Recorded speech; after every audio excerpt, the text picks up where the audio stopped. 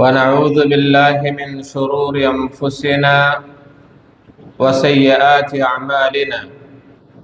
من يهده الله فلا مضل له ومن يضلل فلا هادي له.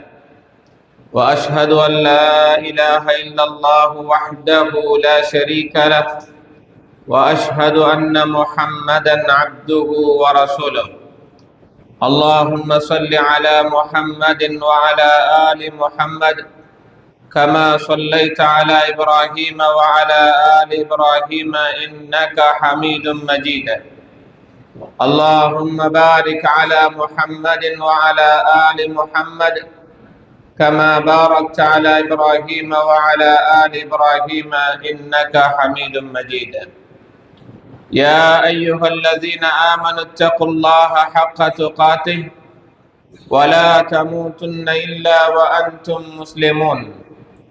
يا أيها الناس اتقوا ربكم الذي خلقكم من نفس واحدة وخلق منها زوجها وبث منهما رجالا كثيرا ونساء، واتقوا الله الذي تساءلون به والأرحام إن الله كان عليكم رقيبا.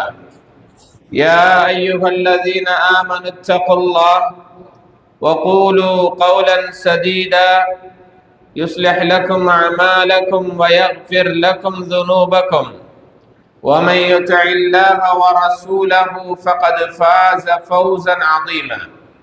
أما بعد، فإن أصدق الحديث كتاب الله، وخير الهدي هدي محمد صلى الله عليه وسلم، وشر الأمور محدثاتها، وكل محدثة بدعة، وكل بدعة ضلالة، وكل ضلالة في النار.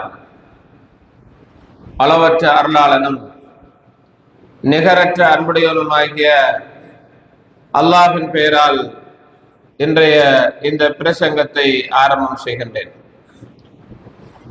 கண்ணியத்திற்கும் மதிப்புக்கும் உரிய அல்லாஹுவின் நல்லடியார்களே, அன்பின் இஸ்லாமிய சகோதரர்களே, அல்லாஹுடைய கடமையை நிறைவேற்றுவதற்காக வேண்டி நேர காலத்தோடு அவருடைய இல்லத்தை நாடி வந்திருக்கக்கூடிய அல்லாஹுவின் நல்லடியார்களே, அல்லாஹு தஆலா நமக்கு ஏவிய விடயங்களை நம் வாழ்வில் இயன்றவரை எடுத்து நடக்கும்படியும், அவன் விலக்கிய விடயங்களை நம் வாழ்வில் முழுமையாக விலகிக் கொள்ளுமாறும் இந்த ஹுத்பாவின் ஆரம்பத்தில் நினைவூட்டிக் கொள்கின்றேன். கண்ணியமிக்க இஸ்லாமிய சகோதரர்களே, இஸ்லாமிய மார்க்கம் நமக்கு பல வணக்க வழிபாடுகளை காட்டி தந்திருக்கிறது. அந்த வணக்க வழிபாடுகளில் மிக சிறப்பான உயர்ந்த இறைவன் நேசிக்கின்ற விரும்புகின்ற அந்த இபாதத்தை செய்யாவிட்டால் இறைவன் கோபிக்கின்ற ஒரு இபாதத்தை இஸ்லாம் நமக்கு வழிகாட்டியிருக்கிறது. அதுதான் நாம் அல்லாஹ்விடத்திலே துஆ செய்கின்ற இபாதத்தாகும். நபி ஸல்லல்லாஹு அலைஹி வஸல்லம் அவர்கள் அத்துஆ ஹுவல் இபாதா, துஆ என்பது அது ஒரு இபாதத் என்று நமக்கு சொன்னார்கள். எப்படி நாம் தொழுகை, நோன்பு, ஹஜ் போன்ற இபாதத்துக்களை நிறைவேற்றுகிறோமோ, அதுபோல ஏக இறைவனான இறைவனை அல்லாஹுவை மாத்திரம் அழைத்து பிரார்த்திப்பது ஒரு இபாதத் என்று இஸ்லாம் நமக்கு வழிகாட்டிருக்கிறது. இந்த துஆவின் ஊடாக நம்முடைய கஷ்டங்களை நீக்க இறைவனை பிரார்த்திக்கலாம். வாழ்வில் எல்லா சந்தர்ப்பங்களிலும் மகிழ்ச்சியாக இருப்பதற்காக இறைவனை கேட்கலாம். இந்த துஆவின் ஊடாக சுவனத்தை பரிசாக தருவதற்கும் நரகத்திலிருந்து பாதுகாப்பதற்கும் அந்த இறைவனை நாம் பிரார்த்திக்கலாம். உலக அனைத்து விடயங்களிலும் அல்லாஹுவை அழைத்து பிரார்த்திப்பதற்கான ஒரு வழிகாட்டலை இஸ்லாம் நமக்கு வழங்கியிருக்கிறது. இந்த துஆவினுடைய முக்கியத்துவத்தையும் இதனுடைய மகத்துவத்தையும் நாம் பார்க்கிற போது அல் குர்ஆனுடைய ஆரம்ப அத்தியாயமும் அதன் இறுதி அத்தியாயமும் இந்த துஆவை பற்றி நமக்கு அடையாளப்படுத்தியிருக்கிறது. ஆரம்ப அத்தியாயமாகிய அல் குர்ஆனில் சூரா அல் ஃபாத்திஹா என்ற அத்தியாயத்தில் இஹ்தினஸ் ஸிராத்தல் முஸ்தகீம், எங்களை நேரான வழியில் நடாத்துவாயாக, நேரான வழியில் செல்வதற்கு எங்களுக்கு வழிகாட்டுவாயாக என்று இறைவனை பிரார்த்திக்குமாறு முதலாவது அத்தியாய அந்த வசனம் நமக்கு சொல்லி காட்டுகிறது. அதனை ஒவ்வொரு தொழுகையிலும் நாம் ஓதி எங்களை நேரான வழியில் நடாத்துவாயாக என்று இறைவனை பிரார்த்தித்துக் கொண்டிருக்கிறோம். நேரான வழி என்பது அல் குர்ஆன் அஸ் சுன்னா என்ற இந்த நேரான வழியை எங்களுக்கு வழிகாட்டுவாயாக என்று இறைவிடத்திலே நாம் பிரார்த்தனை செய்து கொண்டிருக்கிறோம் என்பதன் ஊடாக துஆவின் முக்கியத்துவத்தை அல் குர்ஆனின் ஆரம்ப வசனம் சொல்கிறது. இறுதி அத்தியாயமாகிய 114வது அத்தியாயம் குல் அஊது பிரப்பின் நாஸ் மலிக்கின் நாஸ் இலாஹின் நாஸ், மனிதர்களின் இரட்சகனை கொண்டு நான் பாதுகாப்பு தேடுகிறேன் என்று அந்த அல்லாஹுவை புகழ்ந்து அந்த அல்லாஹுவை கொண்டு நான் பாதுகாப்பு தேடுகிறேன் என்று சொல்லி வருகிற அந்த அத்தியாயத்தில் மின் ஷர்ரில் வஸ்வாஸ் அல் கன்னாஸ், சந்தேகங்களை ஏற்படுத்துகிற அந்த ஒளிந்திருந்து சந்தேகங்களை ஏற்படுத்துகிற ஷைத்தானின் தீங்குகளை விட்டு நான் அல்லாஹ்விடத்திலே பாதுகாப்பு தேடுகிறேன் என்று பாதுகாப்பை வேண்டியிருக்கிற அத்தியாயம். அல் குர்ஆனின் ஆரம்பமும் இறுதியும் இறைவனை பிரார்த்தித்து பாதுகாப்பையும் நேர்வழியையும் கேட்குமாறு நமக்கு சொல்லித் தருகிறது. அவருடைய முக்கியத்துவம் நமக்கு புரிகிறது. ஆக பெரும் இபாதத்தாக இருக்கிற தொழுகை, அந்த தொழுகையின் ஆரம்பத்தில் நாம் தக்பீரை கட்டி இறைவனை பிரார்த்திக்கிறோம். அல்லாஹும்ம பாஇத் பைனி வ பைன ஹதாயாய கமா பாஅத்த பைனல் மஷ்ரிகி வல் மக்ரிப், யா அல்லாஹ், கிழக்கையும் மேற்கையும் எப்படி நீ தூரமாக்கி வைத்திருக்கிறாயோ அதே போன்று என்னையும் தவறையும் பாவத்தையும் என்னை விட்டு தூரமாக்குவாயாக என்று இறைவனை தொழுவதற்காக ஆரம்ப தக்பீரை கட்டி அந்த இறைவனிடத்திலே கேட்கிற உன்னதமான ஒரு இபாதத், ஒரு துஆவை அல்லாஹ்வுடைய தூதர் ஸல்லல்லாஹு அலைஹி வஸல்லம் நமக்கு சொல்லித் தருகிறார்கள். வெண்மையான ஆடையை அசுத்தத்திலிருந்து எப்படி சுத்தமாக்கி இருக்கிறாயோ அதே போன்று என்னை பாவத்தை விட்டும் சுத்தப்படுத்துவாயாக. அல்லாஹும்ம நக்கினி மினல் ஹதாயா كما ينقى الثوب الأبيض من الدنس أو كما نقيت الثوب الأبيض من الدنس. இப்படி அல்லாஹ்வுடைய தூதர் தொழுகையின் ஆரம்ப தக்பீரை கட்டியவுடன் அல்லாஹ்வை பிரார்த்திக்கிறார்கள். தொழுகையின் கடைசி அத்தஹியாத்தை ஓதி முடித்துவிட்டு அல்லாஹ்வை பிரார்த்திக்கிறார்கள் என்றால் தொழுகையின் முக்கியத்துவத்தை இந்த இபாதத்துடைய இந்த துஆவுடைய மிக உயர்ந்த நிலையை இந்த தொழுகை எடுத்து காட்டுகிறது. தொழுகை துஆ என்று நமக்கு அழைக்கப்படுகிறது. அஸ்ஸலா என்பதனை அரபு மொழியில் அத்துஆ என்றுதான் அதற்கு சொல்லுவார்கள், அல்லாஹ்வை அழைத்து பிரார்த்தனை செய்வதாகும். எனவே கண்ணியத்துக்குரிய சகோதரர்களே, குர்ஆனுடைய ஆரம்பமும் இறுதியும் துஆவை பற்றி சொல்கிறது. தொழுகையின் ஆரம்பமும் இறுதியும் துஆவை நமக்கு வலியுறுத்துகிறது.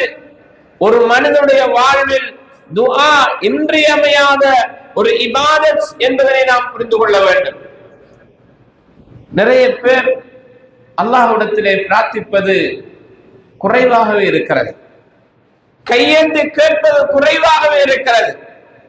எவர்கள் அல்லாஹ்விடத்தில் கேட்கவில்லையோ அவர்கள் பெருமைக்காரர்கள், அவர்கள் புகழுக்குரியவர்கள், அல்லாஹ்விற்கு கட்டுப்படாதவர்கள் என்பதனை இறைவன் நமக்கு தெளிவுபடுத்துகிறார்.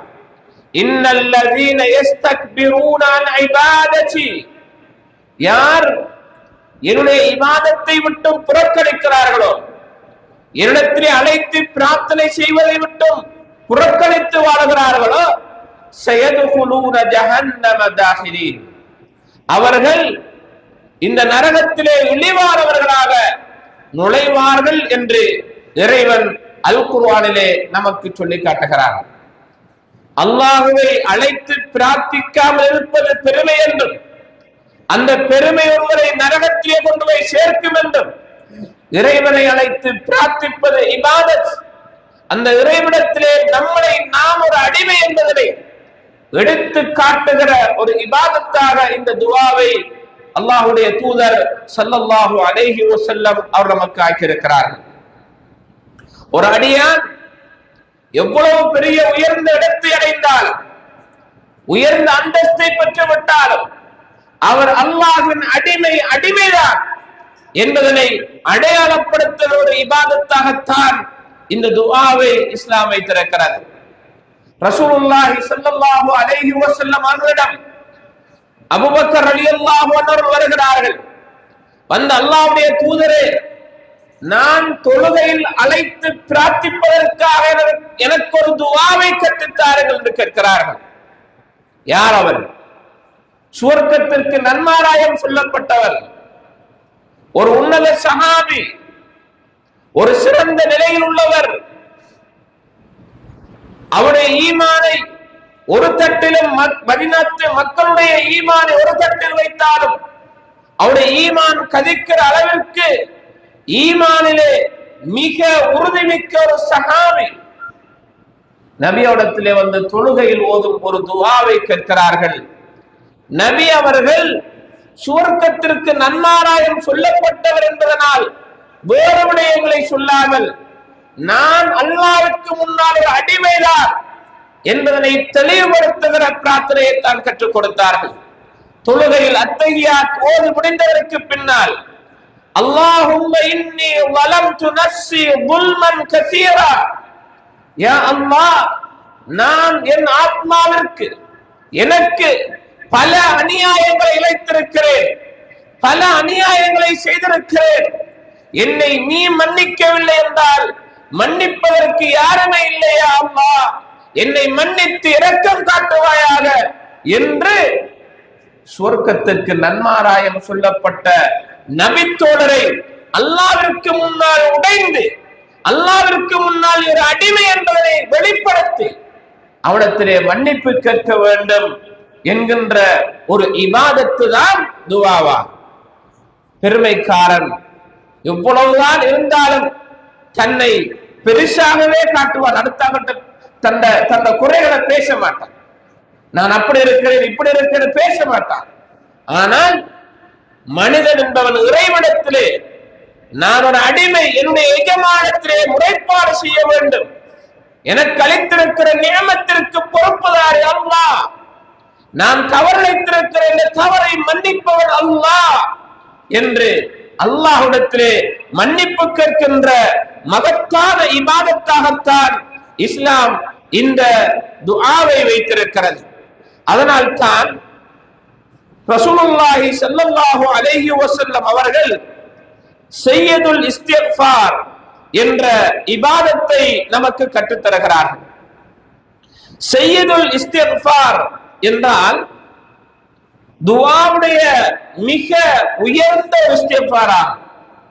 அதில் ஒரு அடியான் என்ன பேசுகிறார், காலையிலும் மாலையிலும் அதனை ஓதுகிற போது அவனை அந்த துஆவோடு அவன் மரணித்தால் சுவனம் நுழைகிற பாக்கியத்தை பெற்ற துஆவை நபி அவர்கள் சொல்கிறார்கள். அதிலே தன்னை முழுமையாக அல்லாஹ்விடத்திலே அடிமை என்பதை ஏற்றுக்கொள்கிற ஒரு துஆவா. அல்லாஹும்ம அன்த ரப்பி லா இலாஹ இல்லா அன்த், யா அல்லாஹ், நீதான் எனது இரட்சகன், வணங்கி வழிபடுவதற்கு உன்னை தவிர வேறு யாரும் இல்லை, நீ என்னை படைத்திருக்கிறாய், நான் உன்னுடைய அடிமை. خلقتني وانا عبدك وانا على عهدك ووعدك ما استطعت, முடிந்தவரை உன் உடன்படிக்கையையும் உன்னுடைய வாக்கையும் நான் நிறைவேற்றுவதாக இருக்கிறேன். அஊது பிக மின் ஷர்ரி மா ஸனஅத், நான் செய்த அனைத்து தீங்கை விட்டும் உடத்திலே நான் பாதுகாப்பு தருகிறேன். பாவமான காரியங்கள், குற்றங்கள், குறைகள் அனைத்தை விட்டு உடத்திலே நான் பாதுகாப்பு தருகிறேன். அபூ உலக பிதம்பி, என் பாவத்தை, என் குற்றத்தை நான் ஒத்துக்கொள்கிறேன். ஒரு மனிதன் அல்லாஹ்விடத்திலே தௌபா செய்கிற போது தான் செய்த தவறை ஒப்புக்கொண்டு அதனை ஏற்றுக்கொண்டு, யா அல்லாஹ், நான் இந்த தவறை செய்திருக்கிறேன், என்னை மன்னித்து விடு, நீ மன்னிக்கவில்லை என்றால் ஒரு யாரும் இல்லை என்று தவறை ஒப்புக்கொள்கிற பக்குவம் அந்த தௌபா ஒப்புக்கொள்வதற்கான நிபந்தனை ஒன்றாகும். ஒரு மனிதன் தான் செய்த தவறை ஒப்புக்கொள்கிற பக்குவம் தான் அவனுடைய பிரார்த்தனை அங்கீகரிக்கப்படுவதற்கும் தௌபா ஏற்றுக்கொள்ளப்படுவதற்கும் அடிப்படை நிபந்தனைகள் ஒன்றாகும். அல்லாஹ்விடத்திலே கெஞ்சுகிறான், அல்லாஹ்விடத்திலே கேட்கிறான். அபூ உலக பிதம்பி அபூ உலக பிநிஅமதிக அலை, யா அல்லாஹ், நீ எனக்கு அளித்திருக்கிற நியமத்தை நான் ஒப்புக்கொள்கிறேன், ஏற்றுக்கொள்கிறேன். நான் செய்த தவறுகளை உலகத்திலே நான் மன்னிப்பு கேட்கிறேன், ஒப்புக்கொள்கிறேன். நீ என்னை மன்னிப்பாயாக, என்னுடைய குற்றத்தை மன்னிப்பாயாக. فإنه لا يغفر الذنوب إلا أنت, அந்த குற்றங்களை மன்னிக்கிறவன் உன்னை தவிர யாரும் இல்லை என்று ஒரு அடியான் தன்னை அடிமைத்தனத்தை வெளிப்படுத்தி தான் ஒரு குற்றம் செய்தவன் என்பதனை வெளிப்படுத்துமாறு, இறைவிடத்திலே தன்னுடைய தவறை வெளிப்படுத்தி அவரிடத்திலே மன்னிப்பு கேட்குமாறு இஸ்லாம் நமக்கு சொல்லி காட்டுகிறது. கண்ணியமிக்க சகோதரர்களே, உலகத்தில் வாழுகிற நமக்கு ஏற்பட்டிருக்கிற 1000 கஷ்டங்கள், 1000 பிரச்சனைகள், இந்த பிரச்சனைகளை அல்லாஹ்விடத்தில் நாம் முறைப்பாடு செய்கிறோம். ஒரு நாள், ஒரு தொழுகை, ஒரு வக்திலே கேட்கிறோம், 2 நாள் கேட்கிறோம், 3 நாள், ஒரு வாரம், 2 வாரம் கேட்கிறோம். ஆனால் அந்த பிரார்த்தனைக்குரிய பதில் நமக்கு அவசரமாக கிடைக்க வேண்டும் என்று நாம் எதிர்பார்க்கிறோம். கண்ணியமிக்க சகோதரர்களே, நாம் கேட்கிற பிரார்த்தனைகளுக்கு உடனடியாக இறைவன் தர வேண்டும் என்றால் நாம் எஜமானாக அவன் அடிமையாக இருக்க வேண்டும். அவன் எஜமான், அல்லாஹ் ஒரு எஜமான். அந்த எஜமான் எப்போது நமக்கு தர நினைக்கிறான் அப்போதுதான் தருவான். ஆனால் அடிமைத்தனத்திலே உள்ள அடிமைகளாகிய நாம் அந்த இறைவிடத்திலே கெஞ்சி கேட்டுக்கொண்டே இருக்க வேண்டும். எனக்கு ஒரு நோயா, எனக்கு ஒரு கஷ்டமா? வரலாற்றிலே குர்ஆன் நமக்கு சொல்கிறது, அய்யூப் அலைஹிஸ்ஸலாம் அல்லாஹ்விடத்திலே பல ஆண்டுகள் நோயோடு இருந்து கொண்டு பிரார்த்தனை செய்கிறார்கள். இன்னி மஸ்ஸனிய துர் வ அன்த அர்ஹமுர் ராஹிமீன். இந்த அல் குர்ஆன் வசனம் நோயோடு கஷ்டப்பட்டு கொண்டிருக்கிறவர்களுக்கு மிக பெரும் ஆறுதலை தருகிற வசனமாகும். அல்லாஹ்விடத்திலே கேட்கிறார்கள், யா அல்லாஹ், எனக்கு கஷ்டம், துன்பம் பிடித்திருக்கிறது, கஷ்டம் என்னை பிடித்திருக்கிறது, நீதான் இரக்கம் காட்டுகிறவர்கள் மிக பெரும் இரக்கம் காட்டுகிறவர் என்று 1 மாதம் அல்ல, 2 மாதம் அல்ல, 1 வருடம் அல்ல, 2 வருடம் அல்ல, அவர்கள் 18 வருடங்கள் அல்லாஹ்வை அழைத்துக் கொண்டிருந்தார்கள். சில அறிவிப்புகளில் 7 வருடம் என்று, இன்னும் சில அறிவிப்புகளில் 13 வருடங்கள் என்றும், மிக சரியான அதிகமான அறிவிப்பின்படி 18 வருடங்கள் அல்லாஹ்வை அழைத்துக் கொண்டிருக்கிறார்கள். யா அல்லாஹ், எனக்கு கஷ்டம், துன்பம், துயரம் ஏற்பட்டிருக்கிறது. அவருடைய நோயினால் கஷ்டப்பட்ட போது குடும்பம் அவரை இழந்தது, ஊர் மக்கள் இழந்தார்கள், சாலிஹான மனைவியை தவிர அவரோடு யாருமே இருக்கவில்லை. அந்த அளவிற்கு அவருடைய கஷ்டமான நோய், அவரை பார்க்க முடியாத நோய் அந்த அளவிற்கு ஆக்கப்பட்டிருந்தாலும் அல்லாஹ்வை அழைப்பதிலிருந்து அவர் நிராசை அடையவில்லை. 18 வருடங்களாக அழைக்கிறார். அல்லாஹ் ஃபஸ்தஜப்னா லஹு ஃபகஷஃப்னா மா பிஹி மின் துர், அவரின் பிரார்த்தனையை நாங்கள் அங்கீகரித்தோம், அவருக்கு ஏற்பட்ட கஷ்டத்தை நாம் நீக்கினோம் என்று அல்லாஹ் 18 வருடத்தின் பின்னர் விடையளிக்கிறார் என்றால் அவனுக்கு தெரியும் இவரை எப்படி சோதிக்க வேண்டும், எப்போது இவர் பாஸ் ஆக வேண்டும், இவர் மிக பெரும் செல்வத்தோடும் செழிப்போடும் வாழ்ந்த ஒரு நபி, நல்ல ஆரோக்கியத்தோடு வாழ்ந்த ஒரு நபி, திடகாத்திரமாக வாழ்ந்த ஒரு நபி. அல்லாஹ் அவரை சோதிக்கிறார். இறை தூதராக இருக்கிறார், இறைவிடத்திலே பிரார்த்திக்கிறார். இப்ப தருவான் என்று அல்லாஹ்விடத்திலே அவர் நினைக்கவில்லை, எப்போதாவது தருவார். அந்த ரப்புக்கு தெரியும் எப்போ தர வேண்டும் என்று நிராசை அடையவில்லை, கேட்டுக்கொண்டே இருந்தார். இது நம்முடைய வாழ்வில் என்ன கஷ்டம் வந்தாலும், என்ன துன்பம் வந்தாலும், துயரம் வந்தாலும் அதற்கு விடையளிக்கிறவன் அல்லாஹ், அவன் எப்போதாவது தருவான் என்கிற எண்ணம் நம்மிடத்திலே வர வேண்டும். சகோதரர்களே, நம்ம தொழுறோம், கேட்டோம், அல்லாஹ் தரலையே, அத நமக்கு தராம இருக்கிறான். நம்ம தரஜ்ஜுத் தொழுறாள் இல்ல, நம்ம எவ்வளவு இபாதத் செய்றோம், நமக்கு தரலையே என்று எண்ணக்கூடாது. அந்த தரவில்லையே என்று அவசரப்படுவது துவா அங்கீகரிக்கப்படாத நிலை என்பதை இஸ்லாம் நமக்கு உணர்த்துகிறது. அவசரப்படக்கூடாது. இறைவனுக்கு தெரியும் எப்போது கொடுக்க வேண்டும் என்று. அந்த இறைவன் நாம் கேட்கிற பிரார்த்தனையை உடனடியாகவும் தருவார், அல்லது தாமதமாகவும் தருவார், அல்லது நான் கேட்பதுண்டு அவன் எனக்கு வருகிற பல ஆபத்துக்களை இதனால் தடுப்பார். இந்த பிரார்த்தனையால் ஆபத்துக்களை இல்லாமலாக்கி இருப்பார். நமக்கு தெரியாது, பல கஷ்டங்கள் நம்மளை மட்டும் லேசாக கடந்து போயிருக்கும். அது எதால போறது? நம்ம கேட்ட பிரார்த்தனையால, நம்ம கேட்ட அந்த துஆவால, கெஞ்சி கெஞ்சி கதறி கதறி இரவிலே மக்கள் எல்லாம் உறங்குகிற போது தொழுது அழுது கொண்டிருந்தோமே, அதால நம்ம கேட்டதை விட வேறு பல ஆபத்துக்களை எல்லாம் தடுப்பார், வேறு பல கஷ்டங்களை எல்லாம் இல்லாமலாக்குவார். எனவே நமக்கு இறைவன் தரல என்று சொல்ல தேவையில்லை. உலகத்துல இறைவன் தர வேண்டியவைகள் எல்லாம் தருவான். அதில் சிலதை தராமல் வைப்பார்.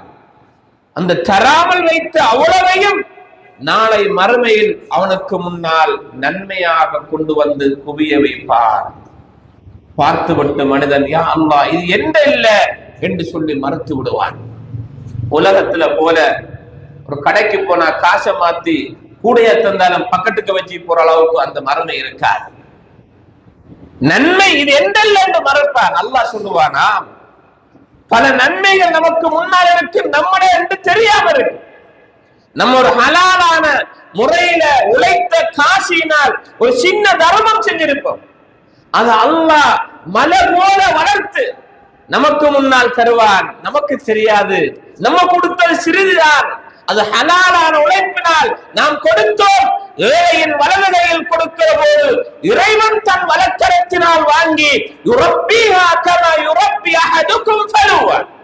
உங்களில் ஒருவர் ஒரு சின்ன குதிரை குட்டியை வளர்ப்பது போல இறைவன் நம்ம அந்த கொடுத்த சின்ன தர்மத்தை வளர்க்கிறார். மறுமையில போருடன் மலை போல பெரிய நன்மையாக இருக்கு, அது நமக்கு தெரியாத நன்மைகள்.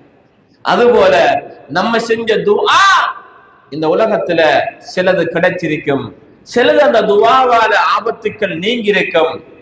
பலதை அல்லாஹ் மறுமையில் அவருக்கு நன்மையாக மாற்றி கொடுக்கிற போது அந்த அடியான் பார்த்து விட்டு சொல்லுவான், யா அல்லாஹ் உலகத்துல நான் கேட்க கேட்க தராமலே இருந்திருக்கலாமே, இவ்வளவு நன்மையா, இப்படி ஒரு பாக்கியத்தை நான் அடைவதற்காக தராமலே இருந்திருக்கலாமே என்று நன்மையை பார்த்து மகிழ்ச்சி அடைகிற ஒரு காட்சியை நபி அவர் நமக்கு சொல்லி காட்டுகிறார்கள்.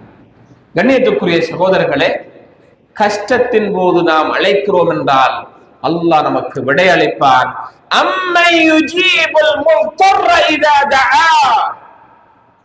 கஷ்டத்துக்குள்ளாக்கப்பட்டவன் இறைவனை அழைக்கிற போது அவனுக்கு விடையளிப்பவன் அல்லாஹ்வை தவிர யார் இருக்கிறார்? அவன் கஷ்டங்களை நீக்குகிறவன் அல்லாஹ்வை தவிர யார் இருக்கிறார்? அந்த அல்லாஹ் தான் அந்த கஷ்டத்தை நீக்குகிறவன், அவருடைய பிரச்சனையை இல்லாமலாக்குகிறவன் அல்லாஹ் தான் என்பதனை இறைவன் நமக்கு சொல்கிற மிக பெரும் வரலாறாகும். இந்த உலகத்தில் நபி நூஹ் அலைஹிஸ்ஸலாம் 950 ஆண்டுகள் மக்களுக்கு பிரச்சாரம் செய்தார்கள். இன்னி தஅவ்து கௌமி லைலன் வ நஹாரா, என் சமுதாயத்தை இரவு பகலாக அழைத்தேன். தனிமையிலும் அழைத்தேன், கூட்டத்திலும் அழைத்தேன், ரகசியமாகவும் அழைத்தேன், பரகசியமாகவும் அழைத்தேன்.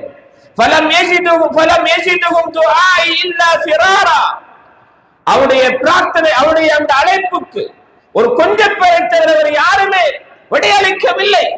ஒரு குறிப்பிட்டவர்கள் மாத்திரம்தான் அவருடைய பிரச்சாரத்துக்கு விடையளித்தார்கள்.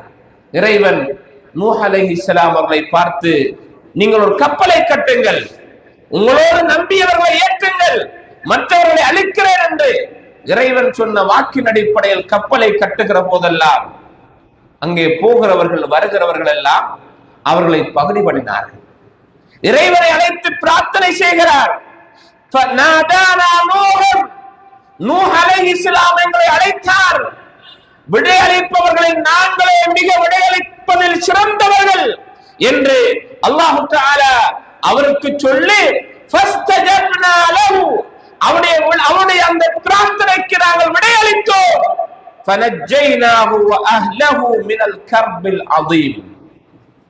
அவரையும் அவர் குடும்பத்தாரையும் கடும் சோதனையிலிருந்து பாதுகாத்து கப்பலில் ஏறி அவர்களுக்கு முழுமையான பாதுகாப்பை வழங்கினோம் என்று நபி நூஹ் அலைஹிஸ்ஸலாம் அவருடைய வாழ்க்கையில் ஏற்பட்ட செய்தியின் நிலையை அல்லாஹ் தஆலா சொல்லி காட்டுகிறார். இதுவும் சூரா அல் அம்பியா என்ற அத்தியாயத்தில் இடம்பெறுகிற செய்திகளாகும். இன்னும் ஒரு நபியை பற்றி அல்லாஹ் அதே சூரா அல் அம்பியாவில் சொல்கிறார். சமூகங்களோடு பிரச்சனைப்பட்டு கோபித்துக் கொண்டு அவர் போகிற போது கடலிலே பிரயாணம் செய்த யூனுஸ் அலைஹிஸ்ஸலாம் அவர்களை பற்றி பேசுகிறார். அவர் கோபத்தோடு கப்பலில் ஏறி பிரயாணம் செய்கிறார். அந்த கப்பலிலே மூழ்க போகிற நிலை ஏற்பட்ட போது யாராவது ஒருவர் இறங்க வேண்டும் என்ற நிலையில் துண்டு போட்டு இவருக்கு முறை வருகிறது, இவர்தான் கடலிலே பாய்கிறார். அப்போது அவர் இறைவனை பிரார்த்திக்கிறார். லா இலாஹ இல்லா அன்த் சுப்ஹானக இன்னி குன்து மினல் ஸாலிமீன் என்று இறைவனை மீனின் வயிற்றிலே விழுங்கப்பட்டதற்கு பிறகு, கடலிலே ஆழமான நீருக்குள்ளே சென்றதற்கு பிறகு, மிக பெரும் கஷ்டத்தை அனுபவித்ததற்கு பின்னாலும் அவர் இந்த பிரார்த்தனையை செய்து கொண்டே இருந்தார்.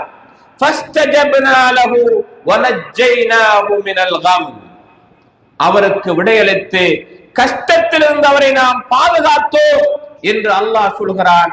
கஷ்டத்தின் போது இறை வணக்க வழிபாடுகளோடு நாம் இருக்க வேண்டும். குறிப்பாக இந்த நபிமார்கள் செய்த பிரார்த்தனையில் ஏகத்துவ வசனங்கள் தான் கஷ்டத்தின் போதவர்களுக்கு முன்னால் தெரிகிறது.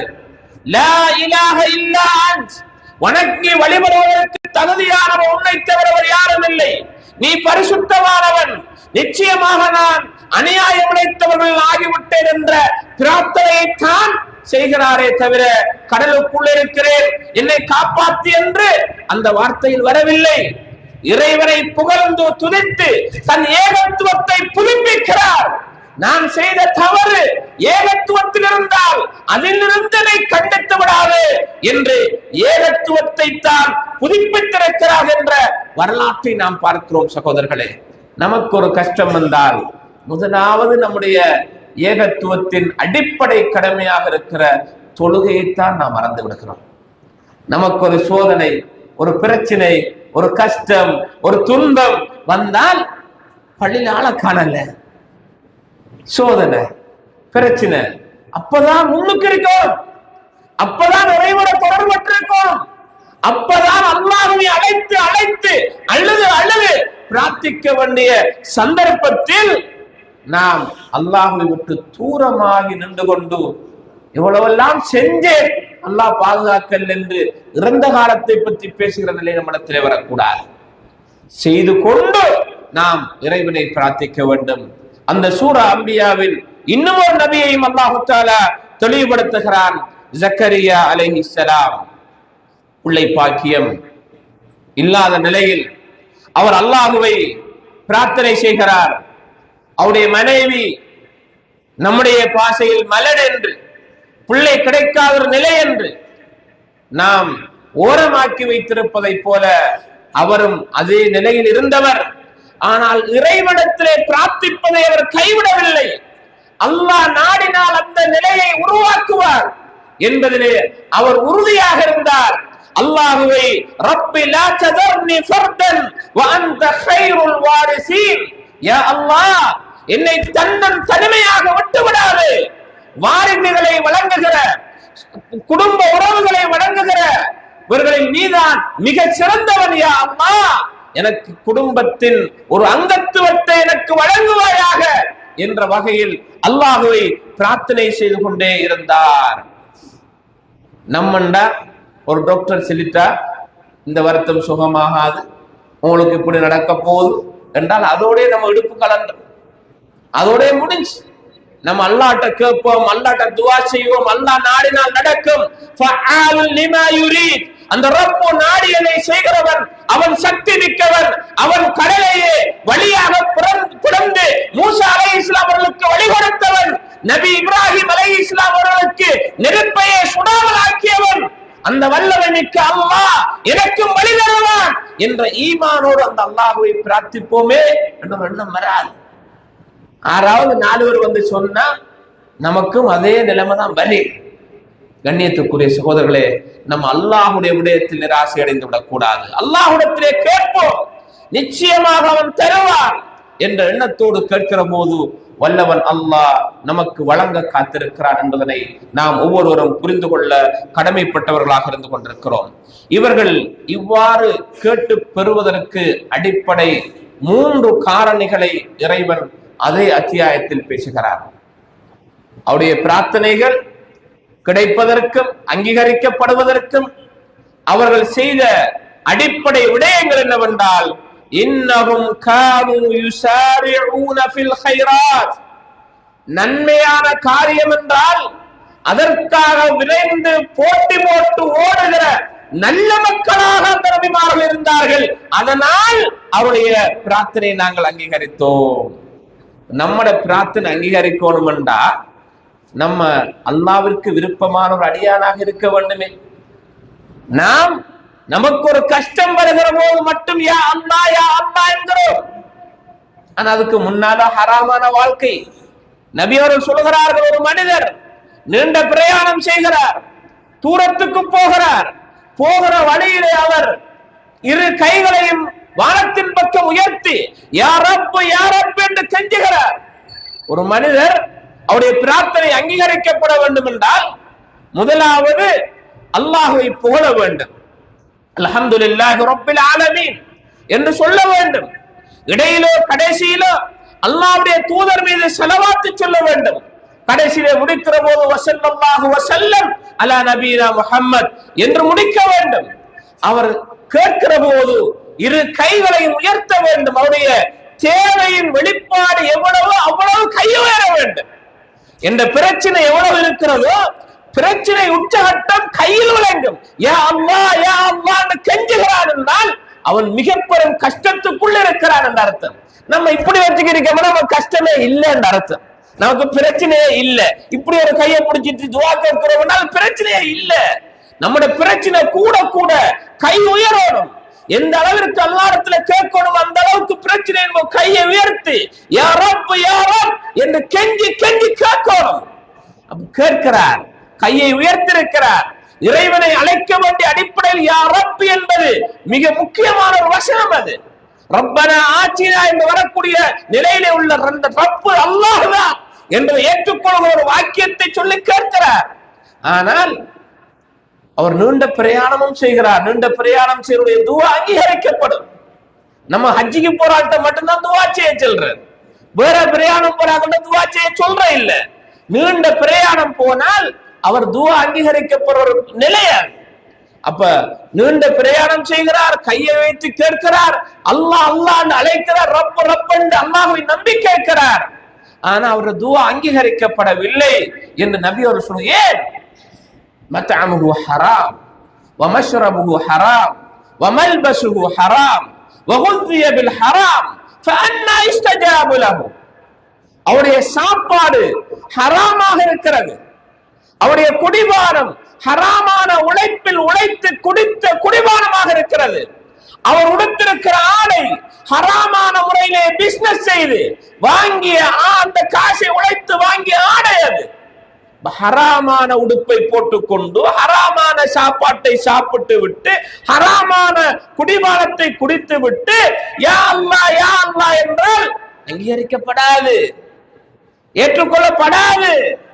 நம்ம மாற்றணும். நம்ம குடும்ப உறவை துண்டித்துக் கொண்டு யா அல்லாஹ் யா அல்லாஹ் அங்கீகரிக்கப்படாது. குடும்ப உறவை சேரணும்.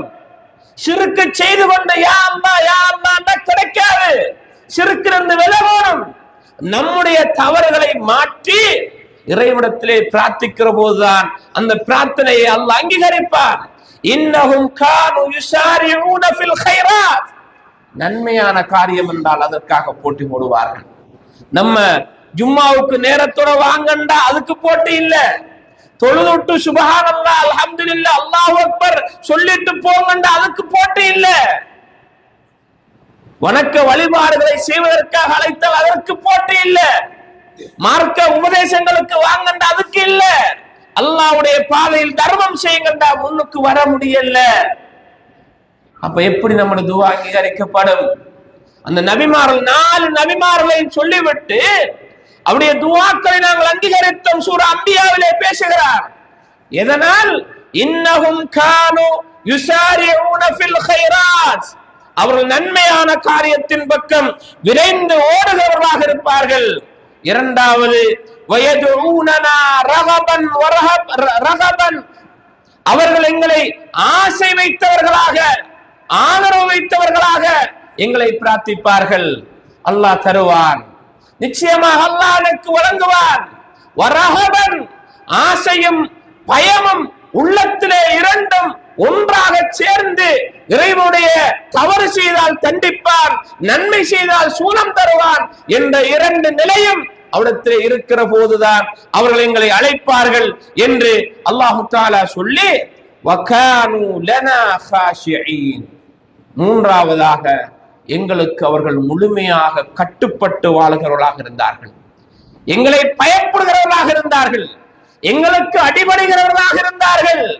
இதனால் தான் அவர்கள் ஒவ்வொருவருடைய வரலாற்றையும் சொல்லி ஃபஸ்தஜப்னா லஹு, அவர் கேட்ட துஆவை நாங்கள் அங்கீகரித்தோம். எப்ப? அப்பையும் கொடுப்பார், காலம் கடந்தும் கொடுப்பார், எப்பையும் கொடுப்பார். நம்ம நினைக்க மாதிரி அவசரப்பட்டு தருவதற்கு அந்த அல்லாஹ்வை நாம் மாறாக புரிந்துவிடக் கூடாது. அவன் எஜமான், அவன் அல்லாஹ், அவன் நாடியதை செய்கிற அவனுக்கு தெரியும் எப்போது கொடுக்க வேண்டும், எந்த சந்தர்ப்பத்தில் கொடுக்க வேண்டும் என்பதை அறிந்தவன் அல்லாஹ். எனவே அந்த அல்லாஹ்விடம் அவன் பெற்றுக்கொள்வதற்காக அவனிடத்தில் நாம் நிறைய பிரார்த்தனை செய்ய வேண்டும். அந்த அல்லாஹ்வோடு தொடர்பாக இருக்க வேண்டும். நன்மையான காரியங்களை நிறைய செய்து அந்த அல்லாஹ்வை அதிகம் பிரார்த்திக்கக்கூடிய பாக்கியமுடைய மக்களாக வல்லவன் அல்லாஹ் என்னையும் உங்களையும் ஆக்குவானாக.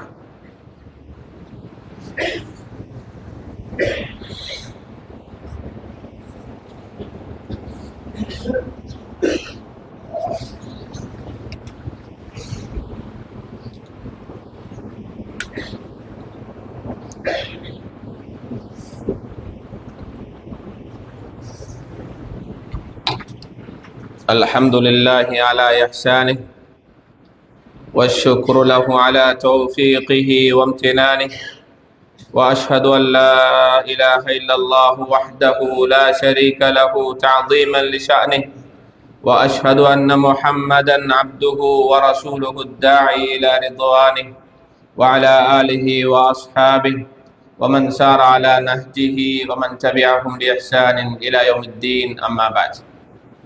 கண்ணியத்துக்குரிய அல்லாஹுவின் நல்லடியார்களே, நபிமார்கள் இறைவிடத்தை பிரார்த்தனை செய்து அந்த பிரார்த்தனையின் மூலமாக பாக்கியங்களை பெற்றிருக்கிறார்கள் என்ற செய்திகளை நாம் பார்த்தோம். நாமும் இறைவிடத்தில் நெருங்கி இபாதத்துக்களை செய்து வணக்க வழிபாடுகளின் ஊடாக அவன் அன்பை பெற்று அவனிடத்திலே தொடராக பிரார்த்தனை செய்கிற வேளைகளில் நமது கஷ்டங்களை நீக்குவதற்கு சக்தி மிக்கவன் அந்த அல்லாஹ். நமது சிக்கல்களை தீர்த்து தருகிற சக்தி மிக்கவன் அந்த அல்லாஹ். நமது பிரச்சனைகளை ஒன்றுமே இல்லாமல் ஆக்குவதற்கு ஆற்றல் மிக்கவன் அந்த அல்லாஹ்.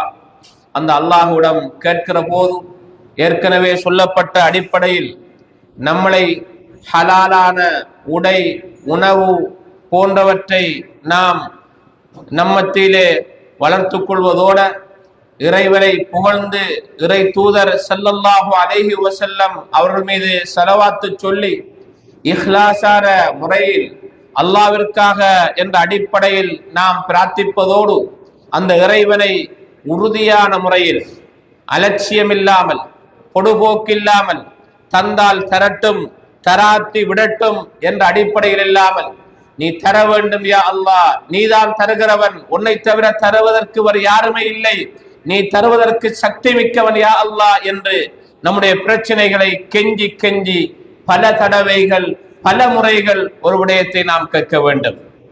நாம் நம்முடைய சுவர்க்கமாக இருக்கலாம், நரகத்தை விட்டு பாதுகாப்பு கேட்பதாக இருக்கலாம், நம்முடைய நோய் நொடியை இல்லாமலாக்குவதாக இருக்கலாம். அதனை ஒரு தரத்தோடு இல்லாமல் ஒரு துஆவில் யா அல்லாஹ் என்னுடைய நோயை குணப்படுத்து யா அல்லாஹ், யா அல்லாஹ் என்னுடைய நோயை குணப்படுத்து யா அல்லாஹ், நீதானுடைய நோயை குணப்படுத்துவதற்கு சக்தி மிக்கவன் யா அல்லாஹ் என்று நம்முடைய பிரச்சனைகளை பல தடவைகள் சொல்லி சொல்லி கெஞ்சி கெஞ்சி அந்த இறைவிடத்திலே நாம் கேட்கிற போது நிச்சயமாக அல்லாஹு தஆலா நம்முடைய பிரார்த்தனைகளை அங்கீகரிப்பான் என்பதில் சந்தேகம் கிடையாது.